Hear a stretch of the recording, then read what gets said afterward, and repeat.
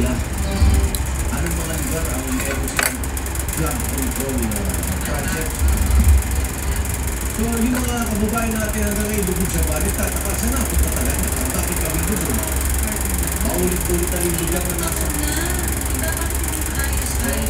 Matagal na nang ginatasa ng flood control project. Wala ba kayong kainan? Tigil muna kayo. Busog na busog. Bakit flood control projects ang madalas na malaki yung kupitan? Kasi hirap i-monitor. Audit. Flood control projects, di ba? Ngayon nakikita mo, kung meron flood control projects sa isang lugar, hindi ba na? Di ba? Lalo na kung nakikita mo wala namang nangyayari. Tama yung observation ko sa takang public. Bakit sa local flood control project, hindi local contractor ang public? Ba't kontakista ng public? Depende sa kapatid. Wala na malaki ang proyekto mo. Dapat ganun din talaga yung kapasitan mo. Ano silbi na ng Bids and Awards Committee?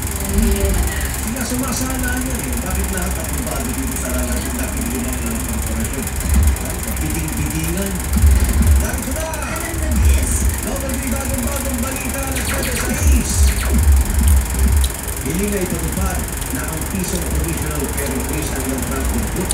Basong yung pinag-aaralan ng Department of Transportation. Kaya mga bagay ito.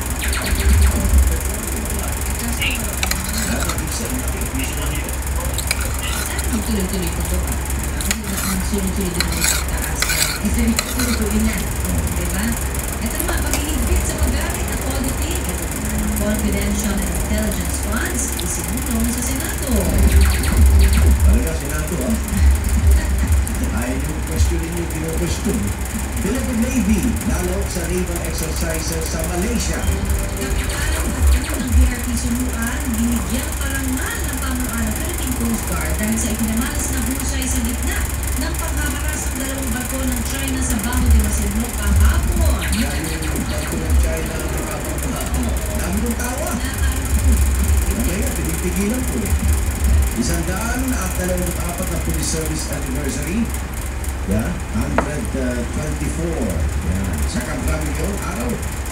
Pinaunahan pa rin pumalko sa mga nagdetalye mo.